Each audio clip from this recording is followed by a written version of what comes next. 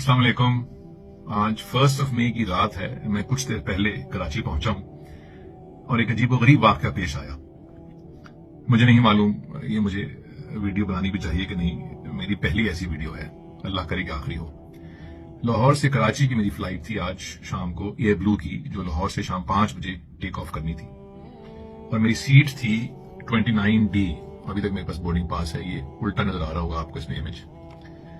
4:55 पे जब जहाज बिल्कुल टेक ऑफ के लिए तैयार था तो मेरे साथ वाली सीट 29E खाली थी और विंडो सीट 29F के ऊपर एक नौजवान था।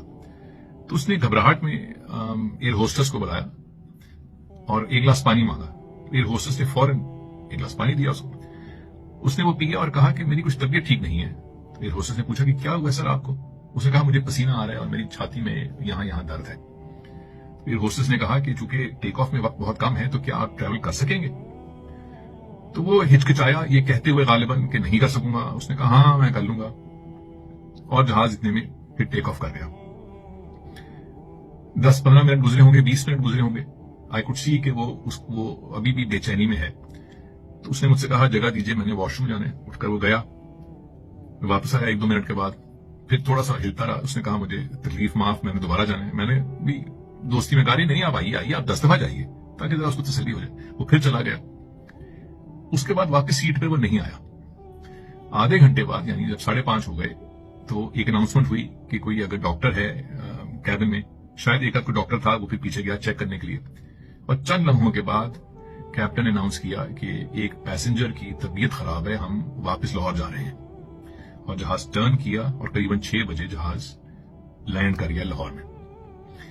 उसके बाद स्ट्रेचर भी आया, कुछ एयरपोर्ट से भी डॉक्टर्स आए, कुछ और स्टाफ आया और मैं देख रहा हूं, सब देख रहे हैं कि पीछे कुछ मसला है। वो नौजवान पीछे लेटा हुआ है और हरकत नहीं कर रहा। और करीबन 8-9 घंटे के बाद हमने बाहर देखा खिड़की से तो एम्बुलेंस भी आ गई और स्टाफ भी आ गया, उसका सामान भी उन्होंने निकाल लिया। और फिर एम्बुलेंस की स्ट्रेचर पे वो चला गया। फिर जहाज टेक ऑफ हुआ, जब कराची लैंड हुआ तो मैंने एयर होस्टेस से पूछा कि वो जो साथी पीछे गया था उसे क्या हुआ था? तो उसने कहा सर उनको हार्ट अटैक हुआ था, वो एक्सपायर कर गए। मुझसे यकीनन वो कम उम्र का था, शायद 35-40 की उम्र का होगा, मुझे नाम भी नहीं मालूम उसका। और मैं उस वक्त से ये सोच रहा हूं कि वो किसी का भाई, किसी का बेटा, किसी का शौहर, किसी का दोस्त था, साथ मेरे बैठा हुआ था। 2 दफा वो मेरे आगे से गुजरा, पानी पिया उसने, अभी मुझसे उसने बात की और अब वो नहीं है। और कहीं एक ऐसी दुनिया है जहां वो रहता था, काम करता था, कोई बीवी बच्चे होंगे उसके, यार दोस्त होंगे। कोई ऐसी एक दुनिया है जहां अब खला है क्योंकि वो जा चुका है। खुदा उसके दर्जात बुलंद करे। और वो जो खला छोड़ गया है वो कैसे पुर होगा, जो उसके प्यार करने वाले हैं, उसके अजीज हैं, वो अब कैसे इस खबर को लेंगे, सुनेंगे, क्या महसूस करेंगे? मैं तो जानता भी नहीं था उसको। मैं महसूस कर रहा हूं कि अभी जीता जागता मेरे साथ से उठ के गया है और कुछ देर के बाद वो बेजान हो गया।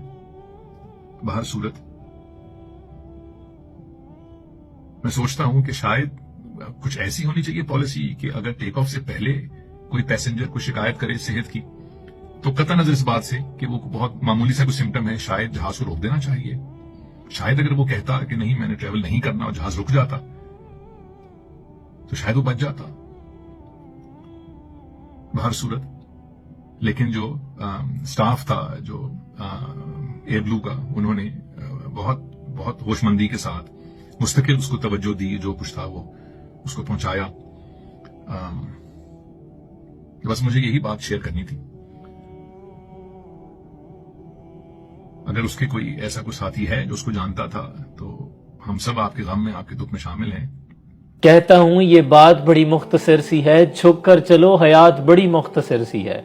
मेरे दोस्तों, इस भाई की भी कितनी प्लानिंग होगी हमारी तरह कि मैंने फलां जगह जाना है, वहां से ये काम करूंगा, वहां से मैं वहां जाऊंगा। और जिंदगी में कितने ख्वाब होंगे।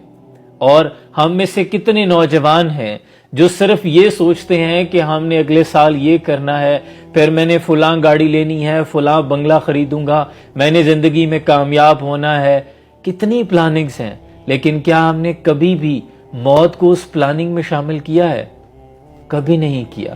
شیخ سعدی رحمت اللہ علیہ جنازہ پڑھ کر فارغ ہوئے، دفن ہونے والے شخص کی قبر پر کھڑے ہوئے، قریب ایک نوجوان کھڑا تھا۔ آپ نے اس نوجوان سے پوچھا کہ بیٹا اگر اس دفن ہونے والے شخص کو دوبارہ زندگی مل جائے تو تمہیں کیا لگتا ہے یہ کیا کرے گا؟ تو وہ نوجوان فوراً سے کہنے لگا یہ تو سیدھا مسجد میں جائے گا، یہ تو توبہ استغفار کرے گا، نماز پڑھے گا، جھوٹ نہیں بولے گا، دھوکہ نہیں کرے گا، یہ تو ہر ایک شخص کے ساتھ محبت کے ساتھ رہے گا، یہ تو صرف اور صرف اللہ اللہ کرے گا، استغفار کرے گا۔ تو شیخ سعدی رحمت اللہ علیہ نے فرمایا بیٹا اب اس کے پاس تو مہلت نہیں، تم یہ کام ضرور کر لینا۔ یہ جو بھائی چلا گیا، اب میرے دوستو اس کے پاس تو اب مہلت نہیں ہے، میرے اور آپ کے پاس تو مہلت ہے۔ توبہ کا دروازہ تب تک کھلا ہے جب تک سانسیں چل رہی ہیں، اور حضرت واسع فرماتے ہیں غافل کی آنکھ تب کھلتی ہے جب بند ہونے کو ہوتی ہے، اس سے پہلے کہ یہ آنکھ بند ہو جائے اس آنکھ کو کھولو۔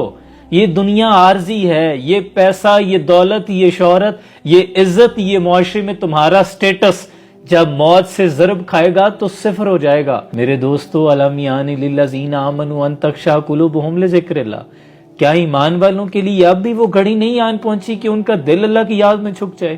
کیا میرے اور آپ کے لیے وہ گھڑی نہیں آن پہنچی؟